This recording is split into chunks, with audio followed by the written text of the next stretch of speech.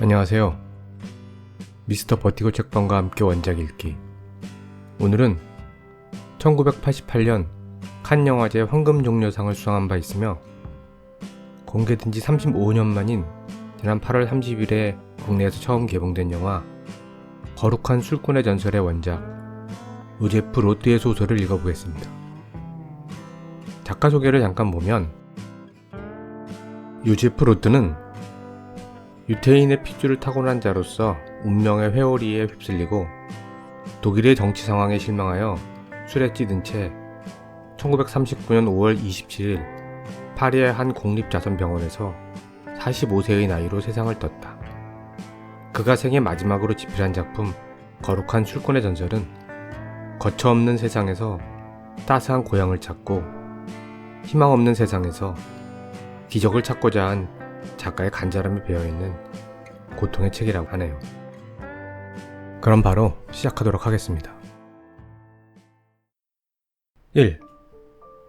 1934년 어느 봄날 저녁, 나이가 지긋한 한 신사가 센강 위에 놓인 여러 다리 중 하나에서 물가로 이어진 돌계단을 걸어 내려가고 있었다.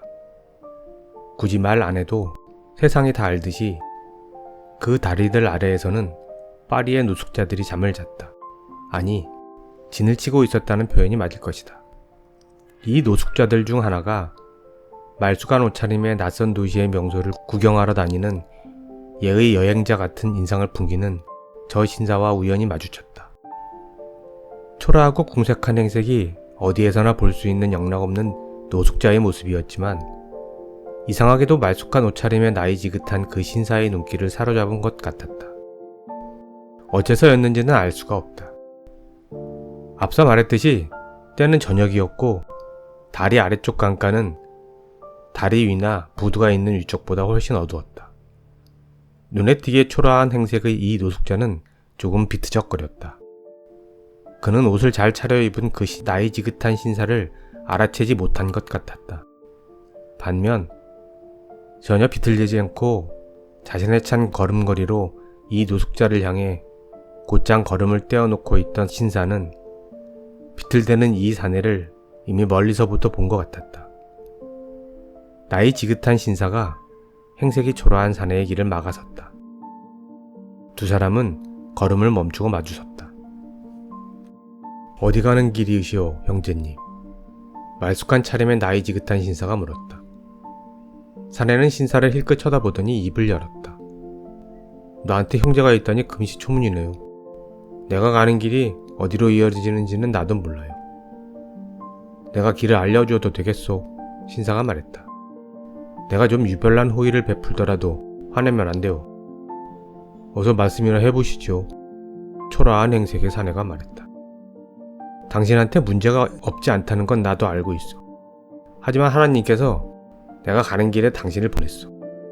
당신은 분명 돈이 필요하고 이런 말을 한다고 불쾌해하지 마시오. 나는 쓰고 남을 만큼 돈이 있어. 얼마나 필요한지 액수를 솔직하게 말해주겠소? 적어도 당장 얼마나 필요하고. 사내는 잠시 생각하더니 말했다. 20프랑이요. 그 정도로는 부족할 것 같군, 신사가 대답했다. 200프랑 정도는 돼야지 않겠소? 초라한 행색의 사내는 뒤로 한 걸음 물러섰다. 당장 쓰러질 것 같았다. 그러나 조금 비틀거렸을 뿐 쓰러지지 않고 서 있었다. 사내가 말했다. 물론 20프랑보다 200프랑이 있다면 더 좋죠. 그러나 나는 명예를 중시하는 사람입니다. 사람을 잘못 보신 것 같군요. 다음과 같은 이유로 나는 선생의 돈을 받을 수가 없어요.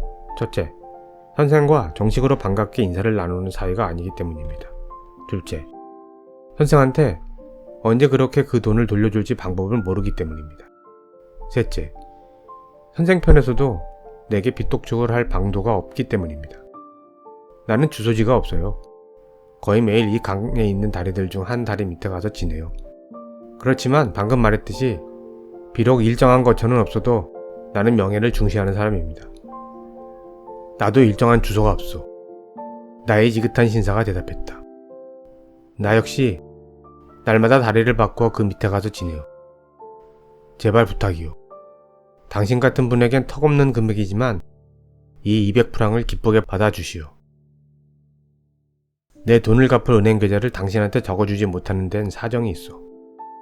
말하자면 나는 기독교인이 되었어. 리즈웨의 작은 성 테레즈 이야기를 읽고서 말이요. 그래서 지금은 생마리데 파티뇰 성당에 모셔져 있는 그분의 작은 성상을 섬기고 있어.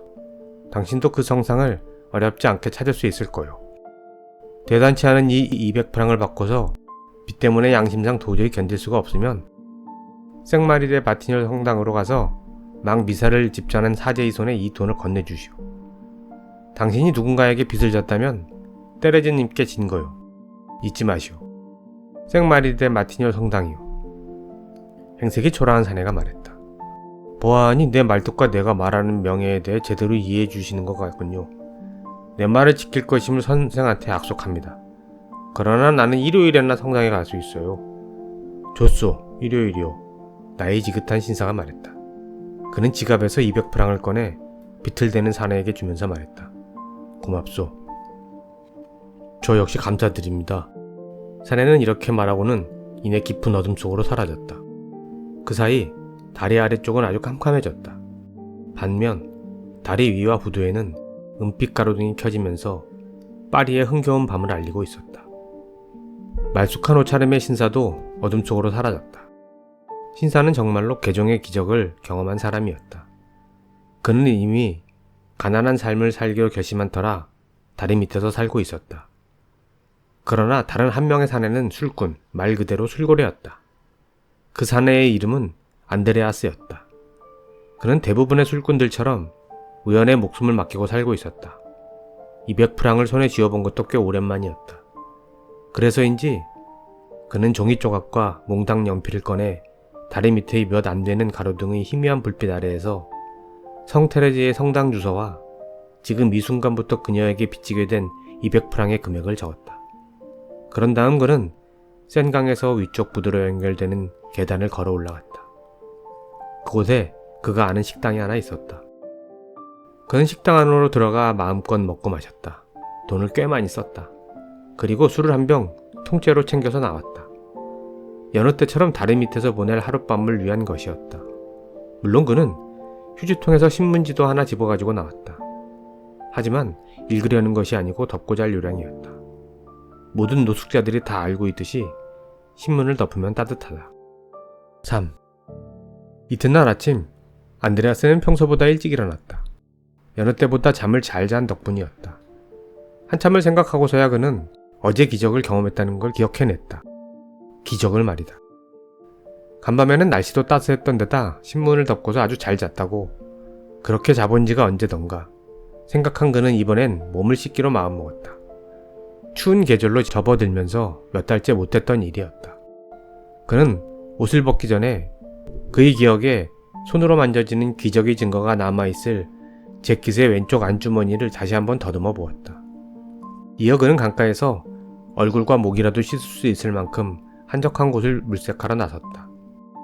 그러나 사방에서 사람들이, 바로 그와 같은 처지에 궁색한 사람들이 정말 초라하게 짝이 없어 하며 갑자기 그는 그 사람들의 행색을 떠올리며 속으로 읊조렸다. 그가 씻는 모습을 쳐다볼 것이라는 생각이 들어 끝내는 원래의 생각을 버리고 두 손만 물에 담그는 것으로 만족하기로 했다. 그는 재킷을 다시 입고서 왼쪽 안주머니에 들어있는 지폐를 다시 한번 어루만져 보았다. 스스로가 말쑥해지고 완전히 모습이 달라진 것 같은 느낌이 들었다. 그는 그날 하루를 향해 발걸음을 내디뎠다. 벌써 오래전부터 빈둥대며 하루하루를 흘려보내온 터였다. 오늘도 익숙한 까트르방 거리에 있는 러시아 아르메니아 식당 타리바리로 가기로 마음먹었다. 그곳에서 그는 하루하루에 우연히 던져주는 몇 풀 안 되는 돈으로 값싼 술을 사 마시곤 했다. 그러나 첫 번째 신문 가판대를 지나다가 문득 걸음을 멈추었다. 많은 주간지의 화보들의 눈길이 간 탓도 있지만 오늘이 무슨 요일이고 며칠인지, 그리고 오늘이 어떤 날인지 알고 싶은 호기심 때문이었다. 그는 신문을 한 부 사서 그날이 목요일임을 확인하고 돌연 자신이 목요일에 태어났다는 사실을 기억해냈다. 그리고 날짜는 따져보지도 않고 이 특별한 목요일을 생일로 삼기로 마음먹었다. 그는 어린아이처럼 생일날의 기쁨에 사로잡혀 이제부터는 한순간도 주저앉고 고상하고 멋진 계획을 따르리라 결심했다. 타리바리로 가지 않고 신문을 손에 들고 더 품격 있는 레스토랑으로 가서 럼주를 탄 커피를 마시며 버터빵을 먹기로 했다. 그래서 그는 비록 누더기 같은 옷을 걸쳤지만 당당한 태도로 훌륭한 레스토랑으로 돌아가 테이블에 앉았다. 이미 오래전부터 바 옆에 서 있는 것에, 아니 바에 기대어 있는 것에 익숙해진 그가 테이블에 자리를 잡고 앉은 것이다. 그런데 맞은편에 거울이 걸려 있었기 때문에 그는 거울에 비치는 자기 얼굴을 보지 않을 수 없었다.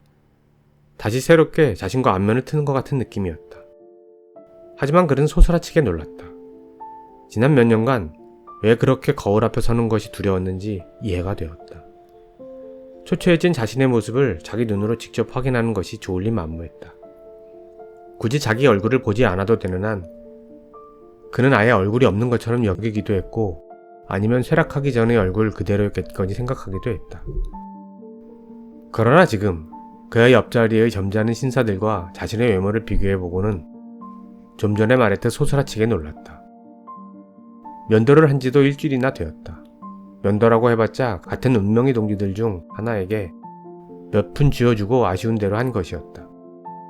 그러나 새로운 삶을 시작하기로 마음먹은 지금 정식으로 면도를 하지 않을 수 없었다. 음식을 주문하기 전에 먼저 정시 이발소를 찾아가기로 했다. 생각은 곧 행동으로 이어졌다. 안드레아스는 이발소로 갔다. 다시 레스토랑으로 돌아와 보니 아까 그가 앉았던 자리엔 다른 사람이 앉아 있었다. 이제 멀리 떨어진 곳에서 거울에 비친 자기 모습을 볼 수밖에 없었다. 그러나 자신의 모습이 바뀌었다는 것을, 젊어지고 새 사람이 되었다는 것을 확인하는 것만으로도 충분했다. 그랬다. 마치 그의 얼굴에서 광채가 뻗어나와 그의 람루한 옷차림을 아무렇지 않게 만들어버리는 것 같았다. 셔츠 앞섭은 해져 있고 붉은색과 흰색의 줄무늬 넥타이는 너절해진 셔츠 목깃에 걸려 있었다. 그렇게 우리의 안드레아스는 테이블에 앉았다. 그리고 그는 기억을 더듬어 예전에 가졌던, 이제 옛 애인처럼 다시 돌아온 듯한 예의 자신감 있는 목소리로 럼주를 탄 커피를 한 잔 주문했다. 곧 주문한 커피가 나왔다. 커피를 내온 웨이터의 태도에서 품위 있는 손님들을 대할 때의 공손함이 보이는 것 같았다. 그것이 우리의 안드레아스를 아주 기분 좋게 해주었다. 더불어 자긍심도 고취되었다. 오늘의 그의 생일이라는 확신이 더욱 확고해졌다. 옆 테이블에 혼자 앉아있던 한 신사가 그를 꽤 오랫동안 지켜보고 있다가 몸을 돌리며 말했다. 돈을 벌어볼 생각 없소? 나를 위해 일을 해주면 돼요. 내일 우리 집이 이사를 하오. 내 아내와 이사꾼들을 돕는 일이오. 보아하니 그 정도이면 충분히 쓸 것 같은데. 내일 시간이 괜찮소? 어떠서 한번 해보겠소? 그렇게 하죠. 안드레아스가 대답했다. 얼마면 되겠소? 신사가 물었다. 일은 이틀 하는 건데 내일하고 토요일이오. 사실 지금 살고 있는 집도 꽤 넓지만 이사갈 집은 그보다 더 크고 가구도 꽤 많고, 그리고 나는 회사에 볼 일이 있어. 물론 그 일을 하겠습니다. 노숙자 안드레아스가 말했다. 술 한잔 하겠소? 신사가 물었다. 신사는 페르노를 2병 주문했다. 신사와 안드레아스는 잔을 부딪혔고 일당에 대해서도 합의를 보았다. 200프랑으로 하기로 했다. 한 병 더 하겠소? 신사가 페르노 한 병을 다 마신 후 물었다. 하지만 이번엔 내가 살게요. 노숙자 안드레아스가 말했다. 당신은 나를 처음 보고 나는 명예를 중시하는 사람이거든요. 나는 성실한 노동자입니다. 이 손을 봐요. 그러면서 자기 손을 내보였다. 모지박이고 지저분하지만 성실한 노동자의 손이지요. 나도 그런 손을 좋아하오. 신사가 말했다.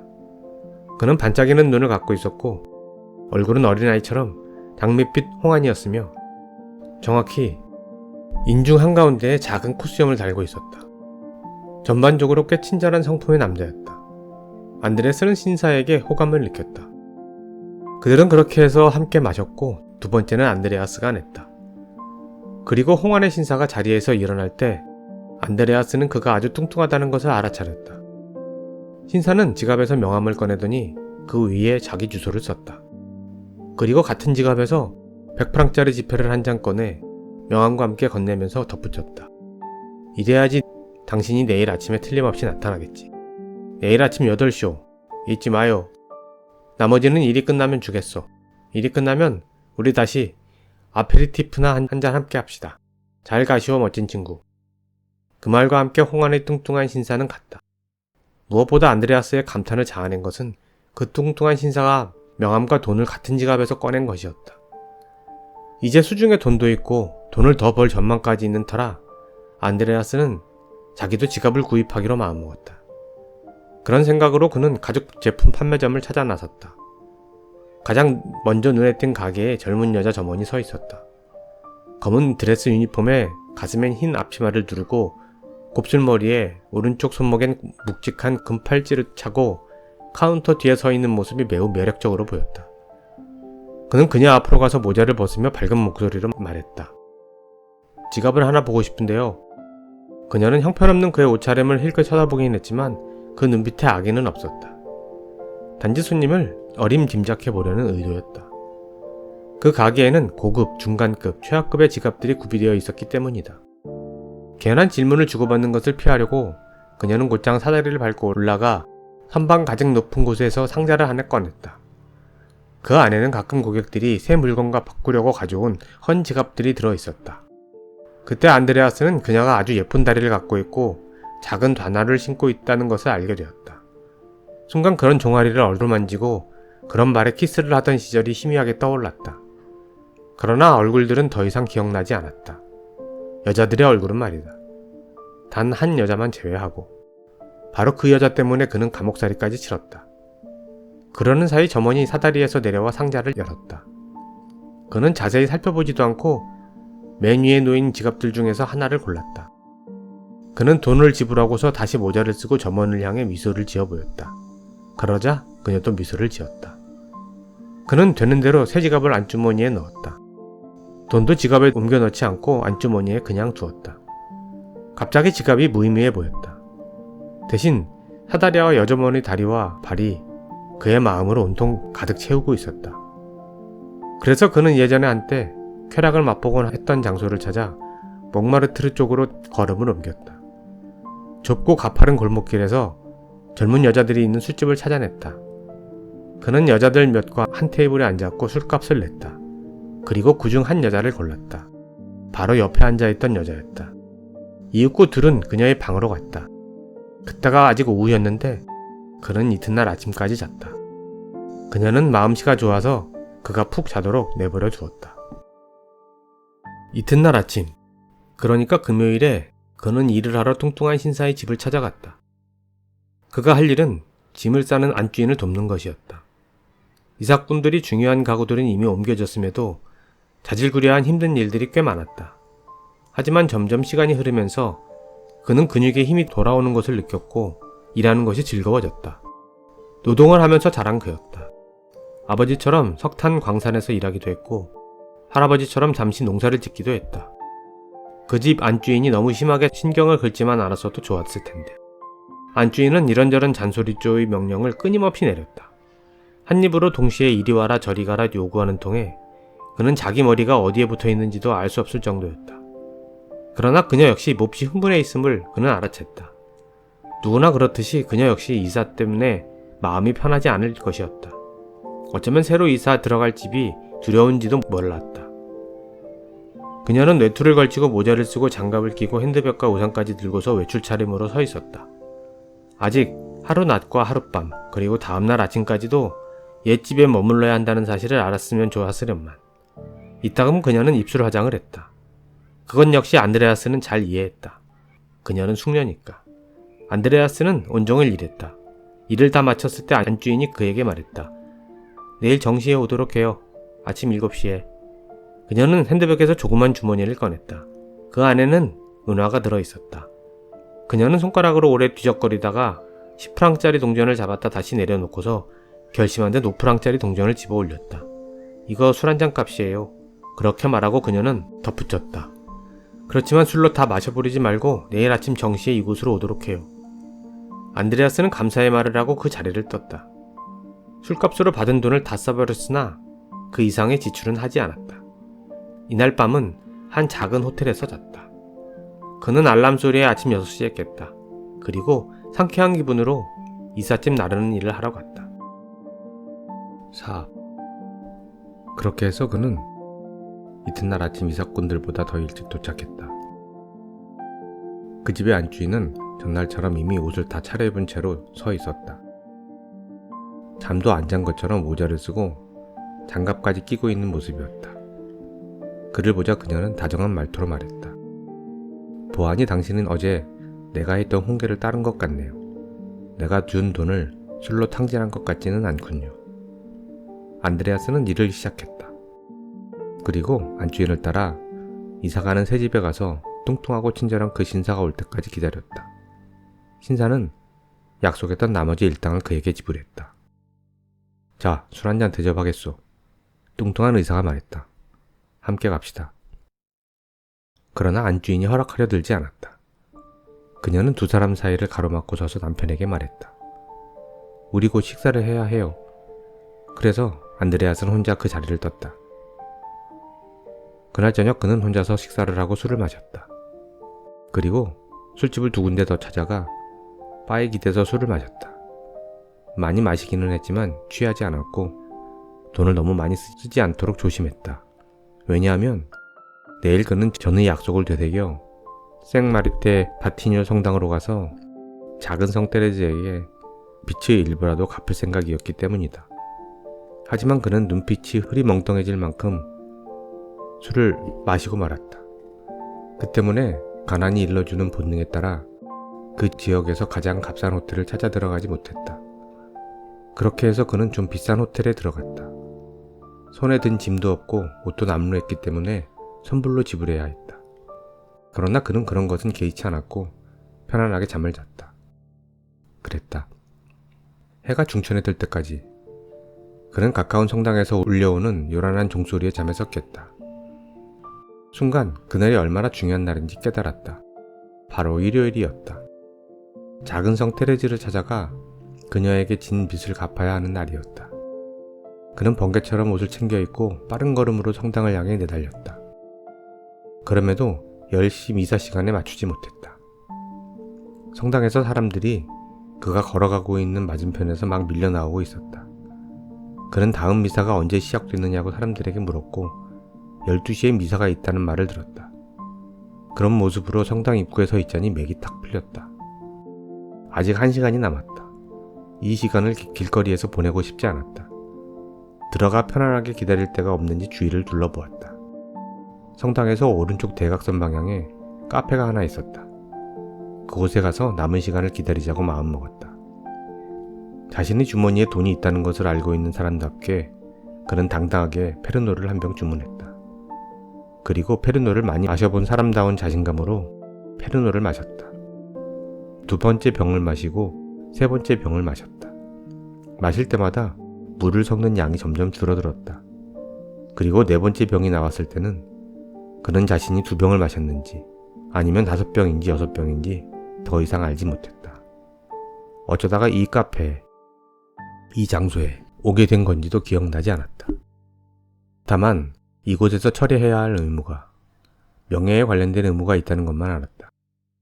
그는 술값을 지불하고 자리에서 일어나 자신의 찬 발걸음으로 문을 향해 걸어갔다. 왼쪽 대각선 방향에 성당이 보였다. 순간 자신이 어디에, 왜, 무엇 때문에 와 있는 건지 떠올랐다. 성당 쪽으로 막 발걸음을 떼어놓으려는 순간 갑자기 그의 이름을 부르는 소리가 들렸다. 안드레아스! 여자 목소리였다. 폐허의 시절을 뚫고 들려오는 소리였다. 그는 걸음을 멈추고 목소리가 들려온 쪽으로 고개를 돌렸다. 그리고 곧바로 그 얼굴을 알아보았다. 그에게 감옥살이까지 하게 했던 그 여자, 카롤리네였다. 카롤리네. 전에 보지 못했던 옷을 입고 모자를 쓰고 있었지만 바로 그녀의 얼굴이었다. 그녀가 팔을 활짝 벌렸고 그는 그 폼 속으로 주저없이 뛰어들었다. 이렇게 만나다니, 그녀가 말했다. 정말 그녀의 목소리였다. 카롤리네의 목소리였다. 혼자야? 그녀가 물었다. 응, 그가 말했다. 혼자야. 자, 우리 어디 가서 얘기 좀 해. 그녀가 말했다. 그런데 그가 대답했다. 난 지금 약속이 있어. 여자하고? 그녀가 물었다. 그래. 그가 엉거주춤하게 말했다. 누군데? 작은 테레즈. 그가 대답했다. 그런 여자 신경 쓸 거 없어. 카롤리네가 말했다. 그 순간 택시 한 대가 다가왔다. 카롤리네는 우산으로 손짓하여 택시를 세웠다. 어느새 그녀는 운전사한테 목적지를 대고 있었다. 그리고 안드레아스는 얼떨결에 카롤리네와 함께 택시에 앉아 있었다. 그들은 달리고 또 달렸다. 안드레아스가 아는 지역을 지나가기도 하고 모르는 지역을 지나가기도 했다. 어느 들판을 향해 가는지는 신만이 알 것이었다. 어느새 그들은 교회의 한 장소에 이르렀다. 차가 멈추었을 때 그들을 맞이한 것은 초봄을 맞아 옅은 푸른빛을 띤 풍경이었다. 그곳은 정원이었다. 정원 뒤쪽에 듬성듬성한 나무들 사이에 조용한 레스토랑이 하나 숨어 있었다. 카롤리네가 먼저 내렸다. 그가 익숙하게 보아왔던 대로 그녀는 돌격하듯 그의 무릎을 넘어 먼저 내렸다. 그녀가 택시비를 냈고 그는 그녀의 뒤를 따랐다. 둘은 레스토랑으로 들어가 그가 형무소에 들어가기 전 젊은 시절에 그랬던 것처럼 녹색 플러시 천을 씌운 장의자에 나란히 앉았다. 그녀는 늘 그랬듯이 식사를 주문했다. 그녀는 그를 바라보았지만 그는 그녀를 바라볼 엄두가 나지 않았다. 그동안 내내 어디 있었던 거야? 그녀가 물었다. 세상 도처에, 아니 세상 어디도 아닌 곳에. 그가 말했다. 엊그제부터 다시 일을 시작했어. 당신과 만나지 못한 이후로 나는 맨날 술만 마시고 우리 같은 사람들이 다 그렇듯이 다리 밑에서 잠을 잤지. 당신은 나보다 훨씬 나은 생활을 했을 것 같군. 남자들하고. 그는 잠시 사이를 두었다가 그렇게 덧붙였다. 그럼 당신은? 그녀가 물었다. 밤낮으로 퍼마시고 일자리도 없이 다리 밑에서 자는 주제에도 때레지라는 여자를 사귈 시간은 있었나 보지? 내가 우연히 여기 오지 않았으면 당신은 정말로 그 여자한테 빠졌을 거야. 그는 대답하지 않았다. 두 사람이 고기를 다 먹고 치즈와 과일이 나올 때까지 그는 침묵했다. 마지막 남은 포도주 한 모금을 비운 순간 몇 년 전 카롤리네와 함께 살 때 자주 느끼곤 했던 그 갑작스러운 두려움이 다시 그를 사로잡았다. 그는 다시 그녀로부터 도망치고 싶어졌다. 그래서 소리쳤다. 웨이터, 여기 계산 좀 해줘요. 그러나 그녀가 그를 가로막았다. 내가 낼 거예요, 웨이터. 웨이터는 나이가 지긋한 남자였는데 세상 일에 밝은 눈빛으로 이렇게 말했다. 신사분이 먼저 부르셨습니다. 그렇게 해서 음식값은 안드레아스가 냈다. 이번 기회에 양복의 왼쪽 안주머니에 있던 돈을 모두 꺼내서 음식값을 지불한 그는 포도주 기운 탓에 감각이 좀 둔해지기는 했지만 작은 성녀에게 진빚을 갚기에는 돈이 부족하다는 것을 깨닫고 깜짝 놀랐다. 그렇지만 그는 속으로 가만히 말했다. 요즘은 내게 기적들이 연달아 일어나니까 다음 주에는 분명히 돈을 벌어서 빚을 갚을 수 있을 거야. 당신은 아주 부자가 됐네. 길거리로 나왔을 때 카롤리네가 말했다. 그 작은 테레지가 돈을 잘 벌어다 주나 봐. 그는 아무 대답도 하지 않았다. 그녀는 자신의 생각이 옳다고 확신하는 것 같았다. 그녀는 영화 구경을 시켜달라고 했다. 그는 그녀와 함께 영화관에 갔다. 참으로 오랜만이었다. 영화를 본 지가 너무 오래돼서 도무지 무슨 소리인지 알아들을 수가 없었다. 그는 카롤리네의 어깨에 기대어 잠이 들었다. 이어서 둘은 아코디언을 연주하는 댄스홀을 찾았다. 춤을 추는 것도 정말 오랜만이었다. 카롤리네와 춤을 추어보려 했지만 잘 되지가 않았다. 다른 춤꾼들이 끼어들어 그녀를 채갔다. 그녀는 여전히 젊고 탐나는 여자였기 때문이다. 그는 테이블에 혼자 앉아서 다시 페르노를 마셨다. 꼭 옛날로 돌아간 기분이었다. 그때도 카롤리네는 다른 사람들과 춤을 추고 그만 혼자 테이블에 앉아 술을 마셨다. 결국 참다 못한 그는 느닷없이 달려들어 그녀를 춤 상대로부터 낚아채며 말했다. 집에 가자고. 그는 그녀의 목덜미를 움켜쥐고는 놔두지 않고 돈을 계산한 다음 그녀와 함께 집으로 갔다. 그녀는 근처에 살고 있었다. 그렇게 해서 모든 것이 다시 옛날로 돌아갔다. 그가 감옥살이를 하기 전의 옛날로. 그는 아침 일찍 잠에서 깼다. 카롤리네는 아직 잠들어 있었다. 열려있는 창문 앞에 와서 외톨이 새 한 마리가 지저귀였다. 한동안 그는 눈을 뜬 채로 누워 있었다. 채 몇 분 되지 않는 시간이었다. 이 몇 분 되지 않는 짧은 시간 동안 그는 곰곰이 생각했다. 지금껏 살아오면서 지난 일주일처럼 많은 놀라운 일이 벌어진 적도 없었던 것 같았다. 갑자기 그는 얼굴을 돌려 그의 오른쪽에 누워있는 카롤리네를 바라보았다. 어제 그녀와 만났을 때 보지 못했던 것들이 새삼스레 눈에 들어왔다. 그녀는 늙었다. 얼굴도 창백하고 몸도 불었다. 늙어가는 여자들이 아침잠을 잘 때 그러듯 무거운 숨을 내뿜었다. 그 자신에게 일어난 세월의 변화도 느꼈다. 그는 까롤리네를 깨우지 않고 곧장 일어나 어제 그와 까롤리네가 우연히 만났던 것처럼, 아니 운명적으로 그녀 곁을 떠나기로 마음먹었다. 그는 소리내지 않게 옷을 입고서 떠났다. 새로운 날을 향해. 그에게 익숙한 새로운 날들 중에 하루를 향해. 아니 그에게 익숙하지 않은 날들 중에 하루를 향해. 왜냐하면 불과 얼마 전부터 벌거나 발견한 돈을 습관적으로 넣어두던 재킷 왼쪽 안주머니에 손을 넣어보고 50프랑짜리 지폐 한 장과 동전 몇 푼밖에 남지 않은 것을 알아챘기 때문이다. 그리고 돈이 뭔지 관심도 없었고 아예 신경도 쓰지 않았던 그가 마치 주머니에 늘 돈을 가지고 다니다가 갑자기 돈이 별로 없는 것을 깨닫고 당혹감에 휩싸여 있는 사람처럼 소스라치게 놀랐기 때문이다. 인적도 없이 어슴푸레한 골목 한가운데 그렇게 서 있자니 불현듯 셀 수 없이 수많은 달을 무일푼으로 지내왔음에도 갑자기 가난해진 것 같은 느낌이 들었다. 지난 며칠 동안 주머니 속에 두둑하게 들어있던 지폐를 더 이상 느낄 수 없었기 때문이다. 그리고 무일푼으로 지냈던 시절이 아주 까마득하게 느껴졌으며 그의 신분에 맞는 생활 수준을 유지해 주었을 돈을 괜히 까롤리네 때문에 무리해서 경솔하게 낭비했다는 생각도 들었다. 까롤리네에게 화가 났다. 한 번도 돈을 소유하는 것에 가치를 두지 않았던 그가 갑자기 돈의 가치를 높이치기 시작했다. 자기처럼 품이 있는 사람이 고작 50프랑 지폐 한 장을 갖고 있다는 것은 우스운 일이며 인간으로서 자신의 가치를 제대로 인식하려면 페르노를 한 잔 시켜놓고 조용히 자신에 대해 생각할 수 있는 여유가 있어야 한다고 생각했다. 그는 근처에 있는 카페들 중에서 가장 마음에 드는 카페를 하나 골라 들어가서 페르노를 현병시켰다. 술을 마시던 중 자신이 체류 허가증도 없이 파리에서 살고 있다는 사실이 떠올랐다. 그는 신분증명서를 꺼내보았다. 순간 자신이 사실 추방당한 신사라는 것을 깨달았다. 그는 애당초 탄광의 강부로 프랑스에 왔다. 그는 폴란드령 슐레지엔 지방의 올쇼비체 출신이었다. 6. 반쯤 찢어진 신분증명서를 테이블에 펼쳐놓고 있자니 수년 전 이곳으로 왔던 날의 기억이 떠올랐다. 프랑스에서 광부를 구한다는 광고를 신문에서 보고 온 것이었다. 그는 머나먼 외국에서 살아보는 것이 평생 소원이었다. 그는 퀘베크의 광산에서 일하면서 동양인인 세비에치 부부 집에 묵었다.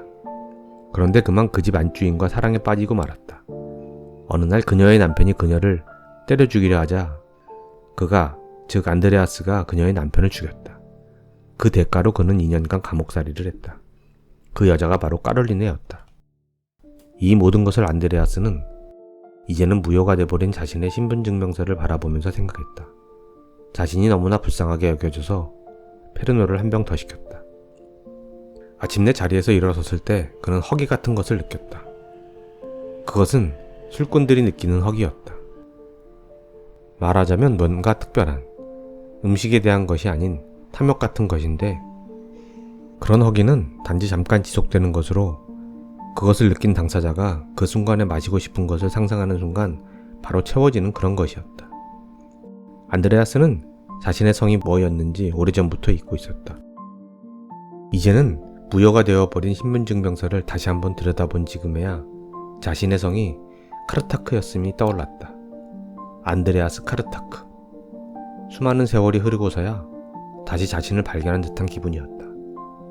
그러나 그는 지난번처럼 이 카페로 코수염을 한 홍안이 뚱뚱한 남자를 보내 그에게 다시 돈을 벌게 해주지 않는 운명에 대해 조금 투덜댔다. 한 번, 두 번, 세 번씩. 연이어서 기적이 생길 때 이런 기적만큼 사람이 쉽게 물드는 것도 없기 때문이다. 그렇다. 사람의 천성이라는 것은 묘해서 우연이나 지나가는 숙명에 의해 주어졌던 것이 지속적으로 주어지지 않으면 화를 내기 마련이다. 인간이라는 것이 무릇 그런 법인데 안드레아스에게 달리 무엇을 기대하겠는가. 그날의 나머지 시간을 그는 그렇게 여러 술집들에서 보냈다. 그리고 그에게 주어진 기적의 시간은 이제 지나갔다는 것을, 끝내 지나갔다는 것을, 그리고 다시 예전 생활로 돌아갔다는 것을 인정하기에 이르렀다. 술꾼이라면 늘 각오하고 있는 그런 점진적인 몰락이 다가왔음을 깨닫고 술을 마시지 않는 사람은 이해하지 못한다. 안드레아스는 다시 센강변의 다리 밑으로 갔다. 그곳에서 그는 1년 넘게 그려왔던 것처럼 어떨 땐 낮에 잠을 자고 어떨 땐 밤에 잠을 잤다. 이곳저곳 기웃거려 같은 노숙자 처지의 사람들 가운데 때론 이 사람에게서 때론 저 사람에게서 소주 한 병을 얻어 마시면서 이윽고 목요일 밤이 될 때까지. 바로 그날 밤 그는 그 작은 테레즈가 금발의 곱슬머리 소녀의 모습으로 그를 찾아와 이렇게 말하는 꿈을 꾸었다. 왜 지난 일요일에 절 찾아오지 않았어요? 더구나 작은 성녀는 그가 오래전 자신의 딸을 머릿속에 그려보았을 때의 그 모습이었다. 그런데 사실 그에겐 딸이 없었다. 꿈속에서 그는 작은 테레즈에게 말했다. 어떻게 내게 그런 투로 말을 하니? 내가 네 아버지라는 사실을 잊었니? 작은 소녀는 대답했다. 죄송해요 아버지. 제발 부탁이에요. 내일 일요일엔 생트 마리데 파티뇰 성당으로 저를 찾아오세요. 꿈을 꾼 그날 밤이 지나고 아침이 오자 그는 기운차게 일어났다. 기적들이 일어났던 일주일 전처럼 그에게는 그 꿈이 진짜 기적 같았다. 다시 물가에 가서 몸을 씻고 싶어졌다.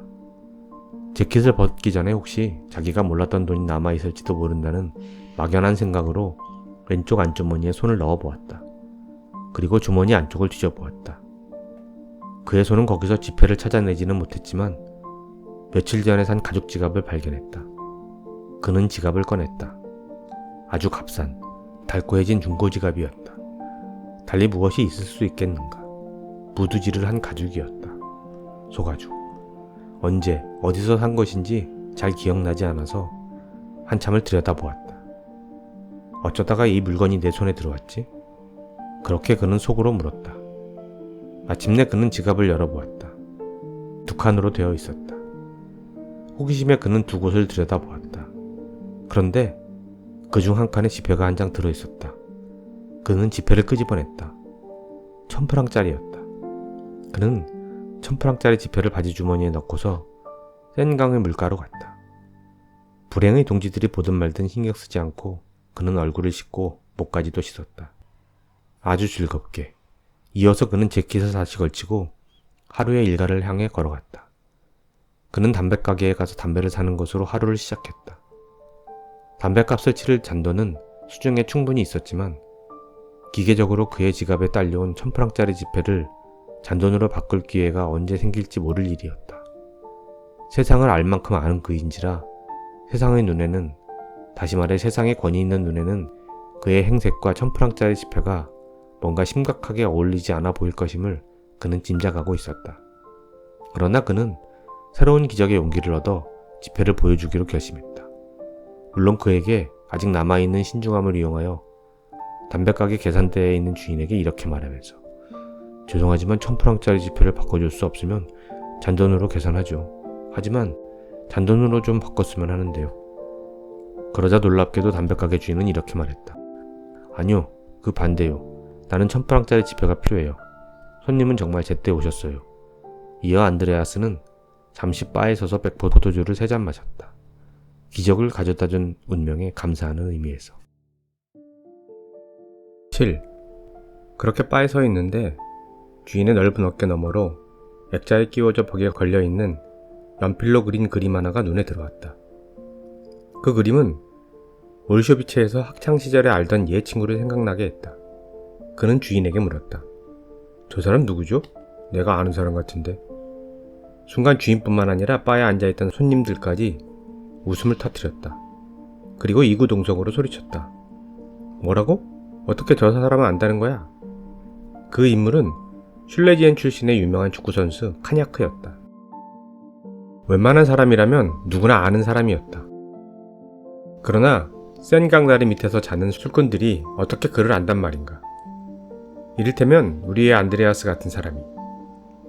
그는 무안해져서 특히 방금 1000프랑짜리 지폐를 잔돈으로 바꾸기까지 했으니 이렇게 말했다. 물론 저 사람을 알아요. 게다가 내 친구입니다. 하지만 그림이 좀 잘못된 것 같네요. 그런 뒤 사람들의 질문을 피할 요량으로 얼른 술값을 계산하고 밖으로 나왔다. 그는 이제 정말로 배가 고팠다. 그는 근처에 있는 음식점을 찾아 들어가 식사도 하고 적포도주도 한 잔 마셨다. 치즈를 먹은 뒤에는 커피도 한 잔 했고 오후의 시간은 영화관에 가서 보내기로 했다. 다만 어느 영화관으로 가야 할지 알 수 없었다. 그는 그 순간 거리를 오가는 부유한 사람들 중 어느 누구보다 자신이 많은 돈을 갖고 있다는 생각에 그랑 불바르 쪽으로 방향을 잡았다. 오페라 하우스와 카푸신대로 사이에서 볼만한 영화를 찾아보다가 마침내 찾아냈다. 영화를 홍보하는 포스터에는 먼 곳으로 모험을 떠났다가 죽음에 직면한 듯한 한 남자가 그려져 있었다. 포스터 속의 남자는 무자비하게 쏟아지는 태양빛으로 이글대는 사막을 기어가고 있었다. 안드레아스는 그 영화관으로 들어갔다. 그는 태양이 이글대는 사막을 건너가는 사내를 그린 영화를 보았다. 안드레아스가 영화 속의 주인공에게 공감과 동료의식을 느끼려는 찰나 영화는 느닷없이 행복한 반전을 이루었다. 사막을 기어가던 사내가 지나가던 일군의 과학자들에 의해 구조되어 서구 문명 사회의 품으로 되돌아오는 것이 아닌가. 이 장면에 이르러 안드레아스는 영화 속 주인공에게 느꼈던 일말의 동정심까지 다 잃고 말았다. 그가 막 자리에서 일어서려는데 조막가 바에서 주인이 등 뒤로 연필로 그려진 그림으로 보았던 그 학교 동창의 모습이 스크린에 나타났다. 그는 위대한 축구선수 카냐크였다. 안드레아스는 20년 전 학교에 다닐 때 카냐크와 같은 책상을 썼던 기억을 떠올렸다. 그는 내일 당장 그의 옛 동창이 혹시 파리에 머물고 있는지 알아보기로 마음먹었다. 왜냐하면 우리의 안드레아스는 주머니에 980프랑이 넘는 돈을 가지고 있었기 때문이다. 그것은 적지 않은 돈이었다. 8. 그러나 영화관에서 나오기 직전 그의 머리에는 친구인 그 동창의 주소를 알아내기 위해 굳이 내일 아침까지 기다릴 필요가 있을까 하는 생각이 스쳤다. 특히 상당히 큰 돈을 주머니에 갖고 있는 이 마당에. 수중에 있는 돈의 위력을 빌어 이제 담이 아주 커진 그는 당장 영화관 매포소에 가서 친구인 유명한 축구선수 카냐크의 주소를 알아보기로 결심했다. 그 친구의 주소를 알아내기 위해서는 영화관의 지배인을 만나 개인적으로 물어봐야 될 거라고 생각했다. 그러나 그럴 필요가 없었다. 파리를 통틀어 축구선수 카냐크만큼 유명한 사람이 어디 있단 말인가. 수위까지도 그의 주소를 알고 있었다. 그는 상젤리제의 한 호텔에 묵고 있었다. 수위는 호텔 이름도 알려주었다. 우리의 안드레아스는 당장 그곳을 찾아 나섰다. 작고 조용하면서도 훌륭한 호텔이었다. 축구선수들이나 권투선수, 당대의 엘리트들이 묵고 나는 호텔들 중 하나였다. 안드레아스는 호텔 로비에 들어갔을 때 왠지 어색한 기분을 느꼈다. 호텔 직원들에게서도 뭔가 어색한 느낌을 받았다. 아무튼 직원들은 유명한 축구선수 카냐크는 현재 호텔에 있으며 당장이라도 로비로 내려올 수 있다고 말했다. 잠시 후 정말로 카냐크가 아래로 내려왔고 두 사람은 금세 서로를 알아보았다. 둘은 선체로 옛 학창시절의 기억을 되살렸다. 이어 함께 식사를 하러 나갔다. 둘 사이에 즐거움이 넘쳤다. 함께 식사를 하던 중 유명한 축구선수가 초라한 친구를 향해 이런 질문을 던졌다. 왜 꼴이 그래? 몸에는 왜 그런 넉마를 걸치고 다니는 거야? 어쩌다 이렇게 됐는지 말하면 아마 끔찍할 거야. 안드레아스가 대답했다. 괜히 이 기쁜 만남의 분위기를 망칠 거야. 우리 그 이야기나 하지 말자고. 재미있는 이야기나 해. 나한테 양복이 많아. 유명한 축구선수 카냐크가 말했다. 자네한테 한 벌 선물할 수 있다면 기쁠 거야. 우리는 한 책상을 썼지. 자네는 내게 시험 답안지도 보여줬어. 그에 비하면 양복 한 벌 정도는 아무것도 아니야. 양복을 어디로 보내줄까? 그렇게 할 수 없어. 안드레아스가 대답했다. 내겐 주소지가 없거든. 얼마 전부터 나는 생강에 있는 여러 달의 밑을 이리저리 옮겨 다니며 살고 있어. 그렇다면 말이야. 축구선수 카냐크가 말했다. 내가 방을 하나 빌릴게. 자네한테 양복을 선물할 수 있게. 둘은 식사를 마치고서 함께 갔다. 그리고 축구선수 카냐크는 방을 하나 빌렸다. 하루 방값은 25프랑이었고 호텔은 파리에서 마들렌이라는 이름으로 알려진 웅장한 성당 옆에 위치해 있었다. 9. 방은 6층에 있었기 때문에 안드레아스와 축구 선수는 엘리베이터를 이용해야 했다. 안드레아스에게는 당연히 짐이 없었다. 하지만 수희도 엘리베이터 보이도 그 밖에 호텔 직원 누구도 이상하게 생각하지 않았다. 왜냐하면 그것은 그냥 기적이었기 때문이다. 그리고 기적 안에서는 이상할 것이 전혀 없기 때문이다. 둘이 방에 들어가서 섰을 때 축구선수 카냐크는 학창시절 책상을 함께 썼던 친구 안드레아스에게 말했다. 비누가 필요할 거야. 우리 같은 사람들은 말이야. 안드레아스가 대답했다. 비누 없이도 살아. 나는 비누 없이 이곳에 일주일 동안 머무를 생각이야. 비누가 없어도 씻을 수 있어. 내가 지금 바라는 것은 이 방을 얻은 기념으로 한잔할 거리를 주문하는 거야. 축구 선수는 꼬냑 한 병을 주문했다. 둘은 꼬냑 한 병을 다 비웠다. 그리고 함께 방에서 나와 택시를 타고 몽마르트르로 향했다. 그리고 안드레아스가 며칠 전에 들렀던 여자들이 나오는 카페로 갔다. 그곳에서 2시간 정도 앉아서 학창시절의 추억을 떠올린 다음 축구 선수는 안드레아스를 집으로, 그를 위해 빌려놓은 호텔방으로 데려다주며 말했다. 시간이 늦었군. 이제 혼자 있도록 해줄게. 내일 양복 2벌을 보낼 거야. 그리고 혹시 돈 필요해? 아니, 안드레아스가 말했다. 내겐 980프랑이 있어. 적은 돈이 아니야. 어서 돌아가 봐. 2, 3일 후에 올게. 그의 축구선수 친구가 말했다. 10. 안드레아스가 묵을 호텔방에는 방번호가 붙어 있었다. 89호였다. 안드레아스는 방에 혼자 남게 되자 장밋빛의 굵은 직물로 짠 편안한 안락 의자에 앉아서 사방을 휘둘러 보기 시작했다. 가장 먼저 눈에 띈 것은 붉은 비단 벽지였는데 부드러운 황금빛 앵무새 머리가 문양으로 일정한 간격으로 들어가 있었다.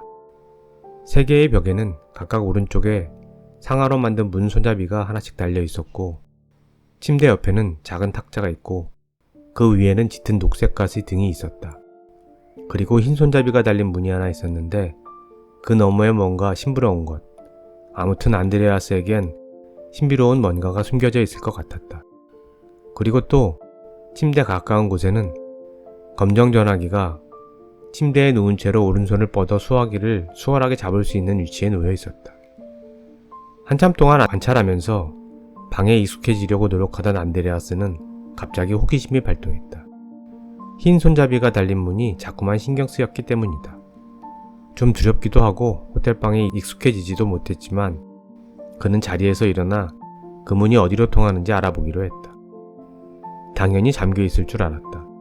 그런데 문이 마치 자발적으로 거의 환영한다는 듯이 열렸을 때 그는 화들짝 놀라지 않을 수 없었다. 그제야 그 방이 욕실임을 알았다. 반짝이는 타일이 깔려 있었고 흰빛으로 은은하게 빛나는 욕조가 하나 있고 변기가 있었다. 한마디로 그것은 그가 속한 집단에서 이른바 편의시설이라고 부르는 것이었다. 그 순간 그는 씻고 싶은 욕구를 느꼈다. 그는 2개의 수도꼭지를 틀어 뜨거운 물과 차가운 물이 욕조로 흘러들게 했다. 옷을 벗고 욕조에 들어가려던 그는 여분의 속옷이 없는 것이 아쉬웠다.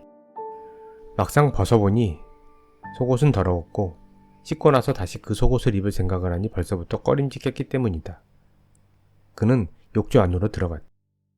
몸을 씻은 지 한참 되었다는 것을 잘 알고 있었다. 그는 희열을 느끼며 목욕을 하고서 몸을 일으켜 다시 옷을 챙겨 입었다. 이제 뭘 해야 할지 막막했다. 호기심 때문이라기보다는 무엇 해야 할지 막막한 나머지 그는 방문을 열고 복도로 나갔다가 그와 마찬가지로 마침 방에서 나오던 한 젊은 여자와 마주쳤다.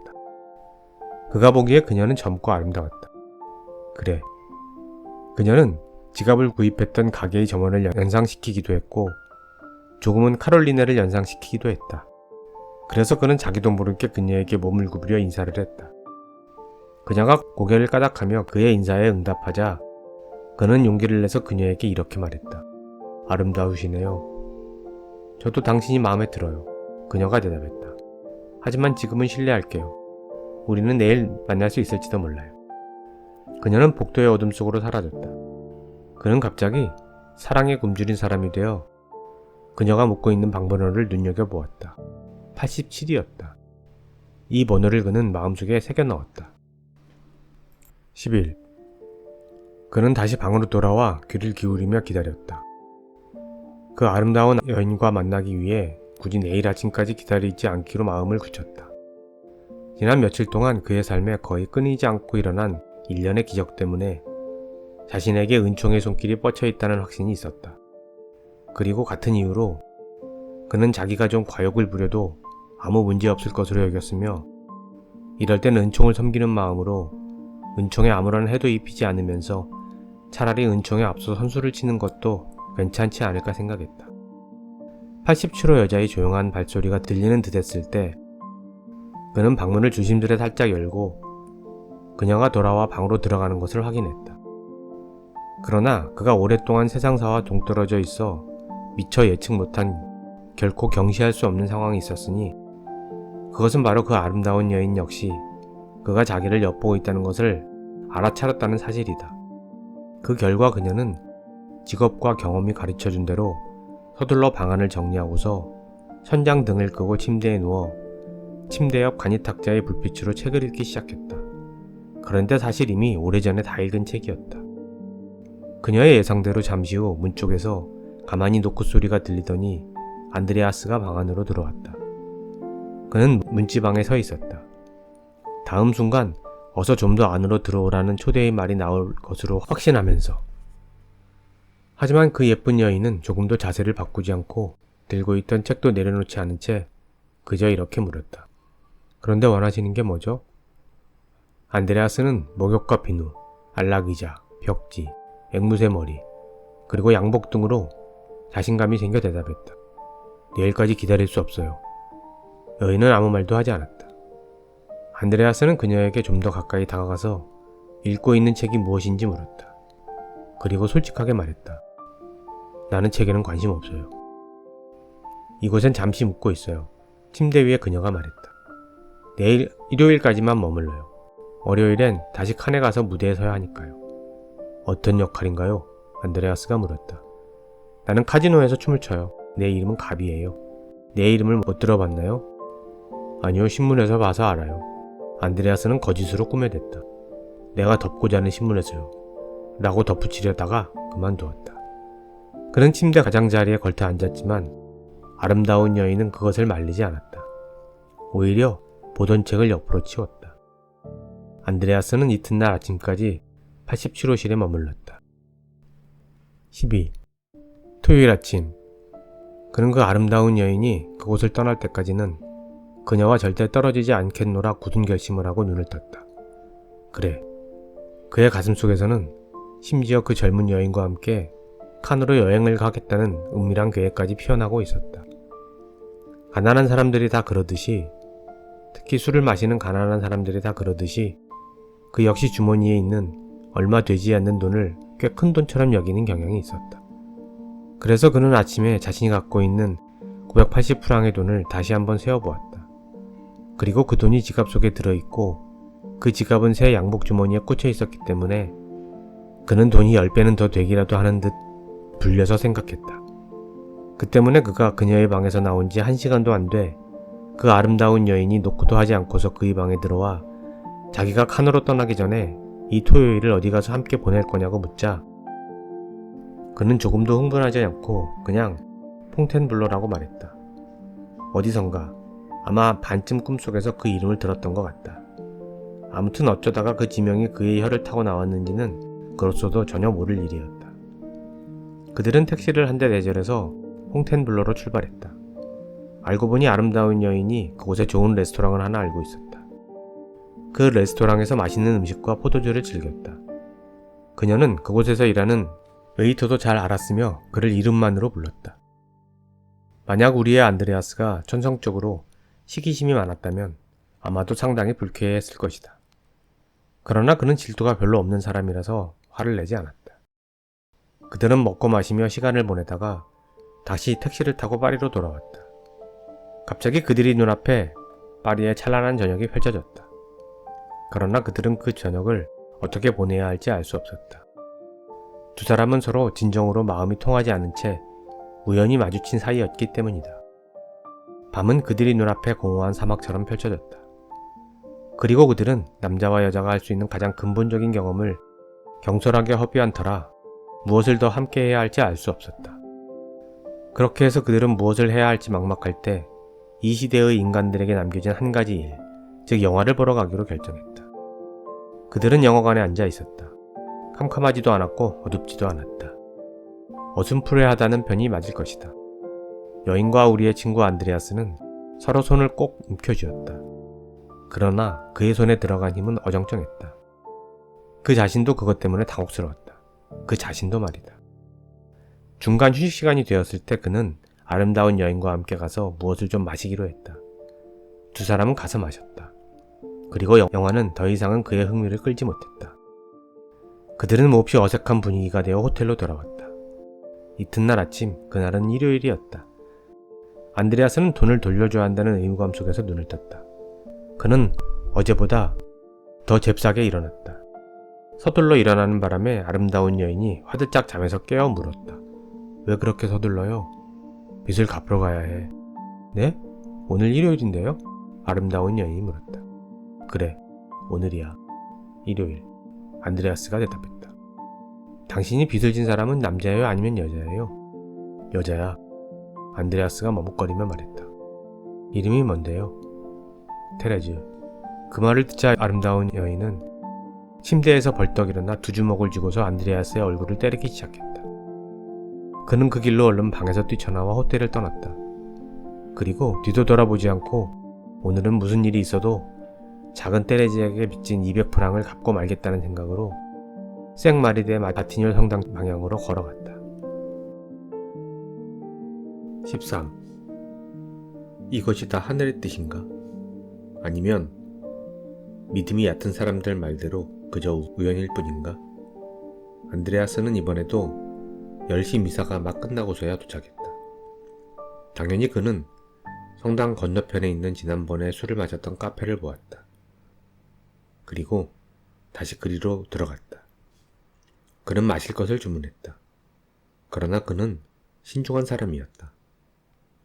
기적의 세례를 받고도 그는 이 세상의 모든 가난한 사람들이 그렇듯이 먼저 실제 돈이 충분히 있는지 생각해 보았다. 그는 지갑을 꺼냈다. 그리고 980프랑 중 남은 돈이 별로 없다는 것을 깨달았다.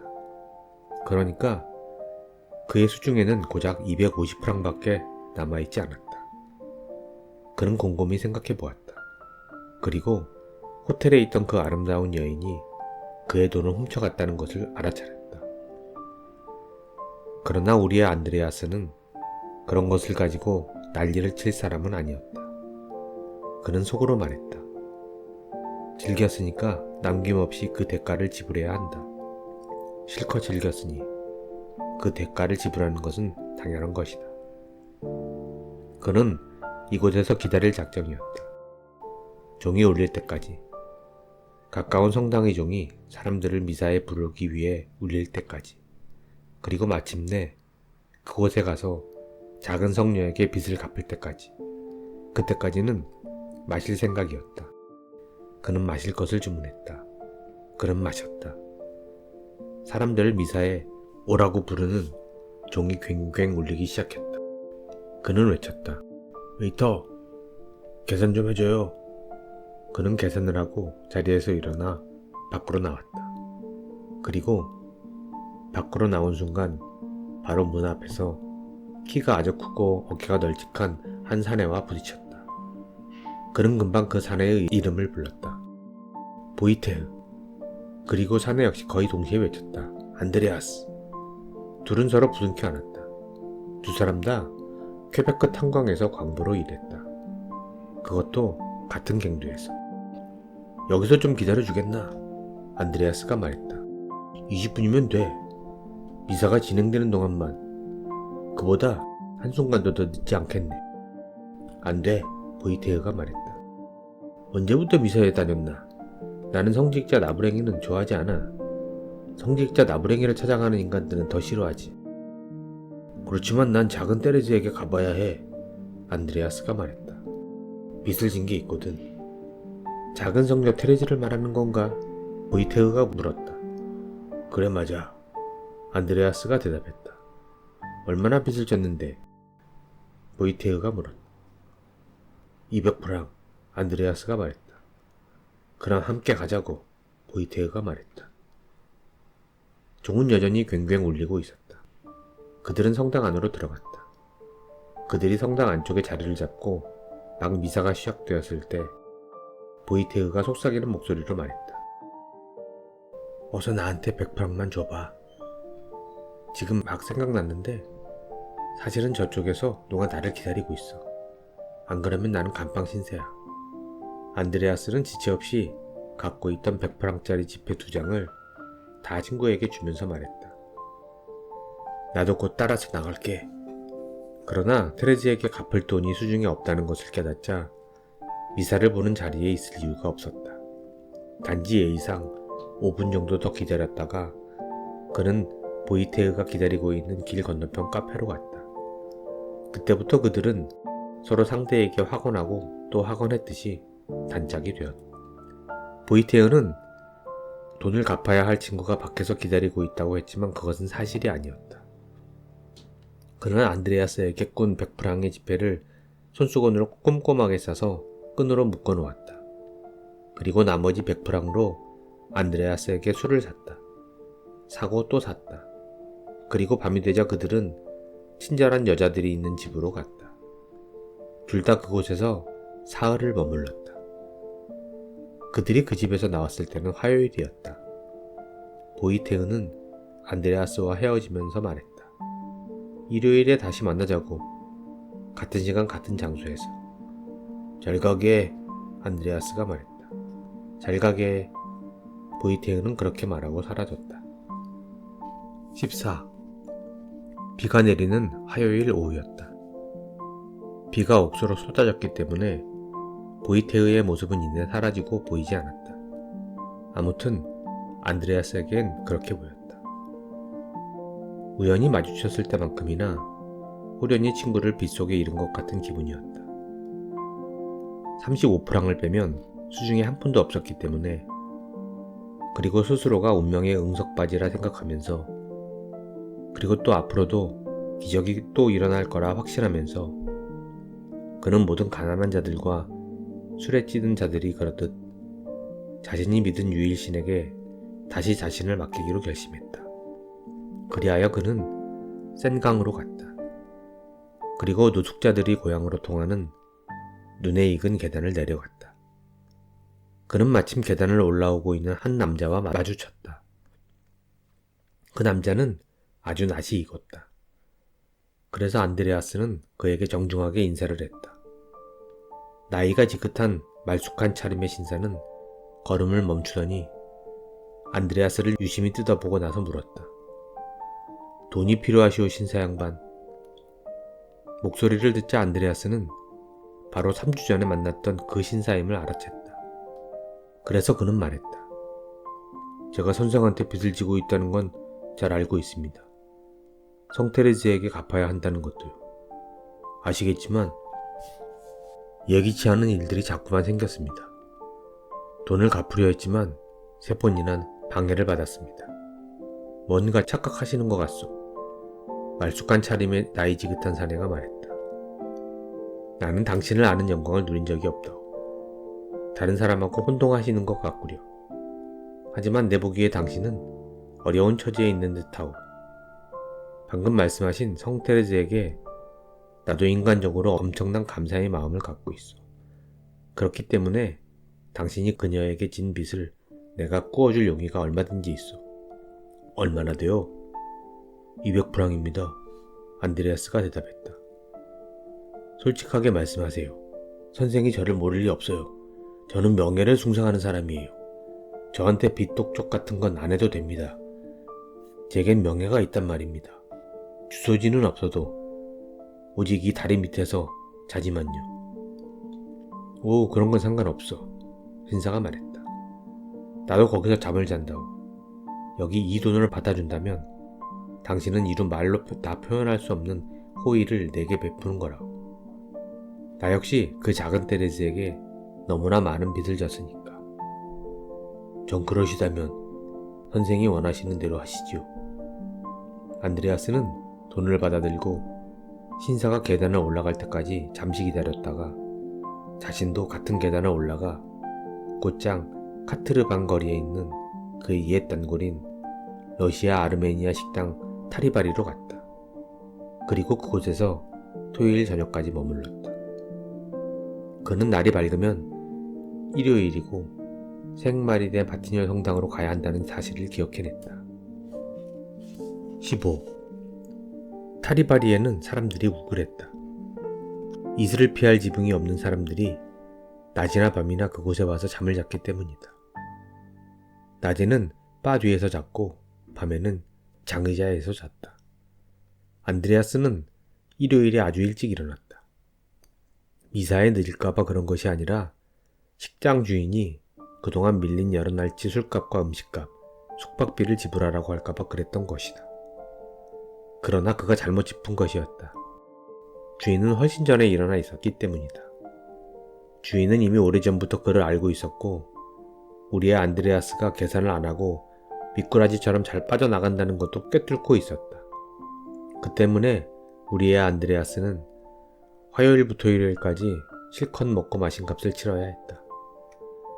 사실 그가 실제로 먹고 마신 것보다 더 많이 지불했다.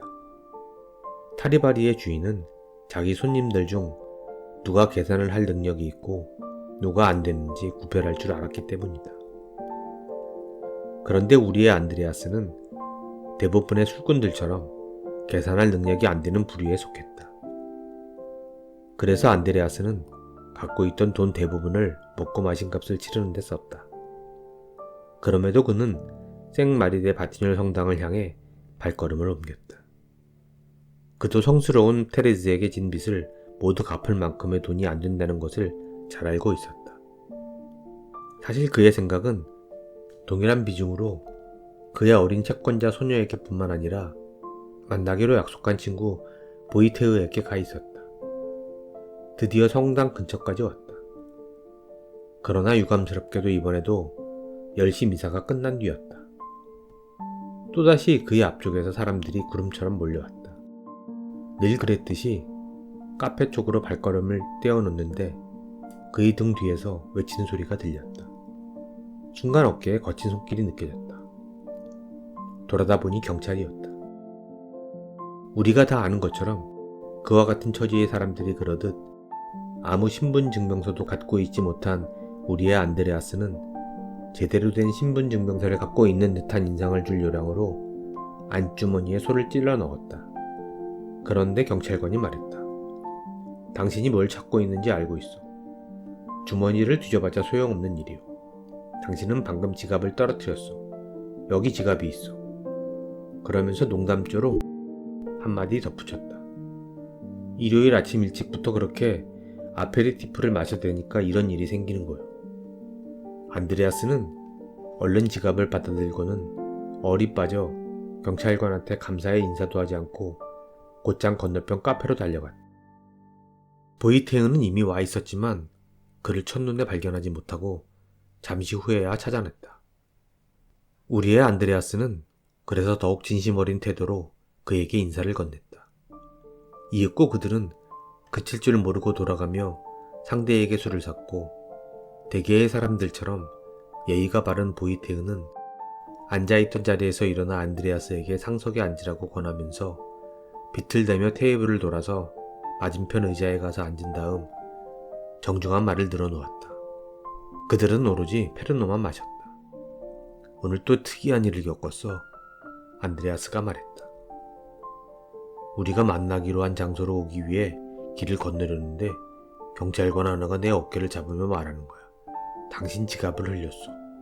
그러더니 나한테 전혀 내 것이 아닌 지갑을 하나 내미는 거야. 그래서 받아 넣었지. 어디 뭐가 들었나 한번 봐야지. 그는 지갑을 꺼내 살펴보았다. 지갑 안에는 그와는 결코 상관없는 온갖 증명서들이 들어있었다. 그리고 돈도 있었다. 그는 돈을 세어보았다. 정확히 200프랑이었다. 안드레아스가 말했다. 뭐라고? 이건 하느님이 보내준 신호야. 이제 건너편으로 가서 마침내 나의 빚을 갚는 거야. 그건 미사가 끝나고 해도 돼. 보이테흐가 대답했다. 왜 미사 때 가려고 그래? 미사가 진행되는 동안엔 돈을 갚을 수 없다고. 미사가 끝나고서 제의실로 가. 그 틈을 이용해서 우리 술이나 마시자고. 물론이지. 자네가 원하는 대로. 안드레아스가 대답했다. 바로 그 순간 문이 열리더니 어린 소녀 하나가 안으로 들어왔다. 안드레아스는 엄청난 가슴 통증과 더불어 머리가 희미해지는 것을 느꼈고 그 사이 소녀는 그가 앉아있는 정반대편에 앉았다. 그녀는 아주 어렸다. 여태껏 본 어떤 소녀보다도 어렸으며 완전히 하늘색 옷차림이었다. 하늘만이 보여줄 수 있는 그런 하늘색이었다. 어떤 날, 특히 축복받은 날에 볼 수 있는 하늘색이었다. 그래서 그는 비틀대며 그리로 걸어가 몸을 구부리며 어린아이에게 말했다. 여기는 어떻게 왔지요? 부모님을 기다리는 중이에요. 미사가 끝나면 오셔서 절 데려가실 거예요. 4번째 월요일마다 그래요. 소녀가 말했다. 나이든 남자가 갑자기 말을 거니까 움츠러든 표정이었다. 소녀는 그를 두려워했다. 안드레아스는 이어서 물었다. 이름이 뭔가요? 테레즈. 아, 안드레아스는 그 말을 듣고 소리쳤다. 이럴 수가. 이렇게 위대하고 이렇게 어린 성녀가, 이렇게 위대하고 이렇게 어린 채권자가 나를 직접 찾아와주는 이런 영광을 베풀 줄은 꿈에도 생각 못했어요. 내가 그토록 오랫동안 직접 찾아가지 못한 마당에. 무슨 말을 하시는 건지 모르겠어요. 작은 숙녀는 몹시 당혹스러워하며 말했다. 그게 바로 당신만의 정중함입니다. 이번엔 안드레아스가 대답했다. 그게 바로 당신만의 정중함입니다. 하지만 그것이 얼마나 대단한 건지 나는 알아요. 당신한테 200프랑의 빚을 진 지가 한참 됐어요. 어찌하다 보니 여태껏 당신한테 그 돈을 갚지 못했습니다. 성스러운 아가씨. 아저씨는 저한테 빚진 게 없어요. 하지만 제 지갑에 돈이 조금 있어요. 자, 여기요. 가지고 가세요. 부모님이 곧 오실 테니까요. 그 말과 함께 그녀는 그에게 100프랑짜리 지폐 한 장을 지갑에서 꺼내주었다. 이 모든 장면을 보이테흐는 거울을 통해 지켜보았다. 보이테흐는 의자에서 일어나 페르노 2병을 주문하고 안드레아스를 바가 있는 쪽으로 끌고 가 함께 마시려 했다. 그러나 바 쪽으로 가려고 하던 안드레아스가 순간 자루처럼 털썩 쓰러졌다. 카페에 있던 모든 사람들이 소스라치게 놀랐다. 물론 보이테흐도 놀랐다. 가장 많이 놀란 사람은 테레즈라는 이름을 가진 소녀였다. 그리고 근처에는 병원도 약국도 없었기 때문에 그는 성당의 제의실로 옮겨졌다. 믿음이 없는 웨이터들도 성직자들이 죽음과 임종에 대해 뭔가 알고 있다고 생각했기 때문이다. 그리고 테레즈라는 이름의 소녀 역시 함께 갔다. 그렇게 해서 사람들은 우리의 불쌍한 안드레아스를 제의실로 옮겼다. 유감스럽게도 그는 말을 하지 못했고 다만 꼬마 채권자에게 줄 돈이 들어있는 왼쪽 안주머니를 뒤지려는 듯 손을 움직이다 입을 달싹였다. 테레즈 양. 그런 다음 마지막 한숨을 내쉬고는 죽었다. 신이시여, 우리 모두에게, 우리 술꾼들에게 평온하고 멋진 죽음을 허락해 주소서.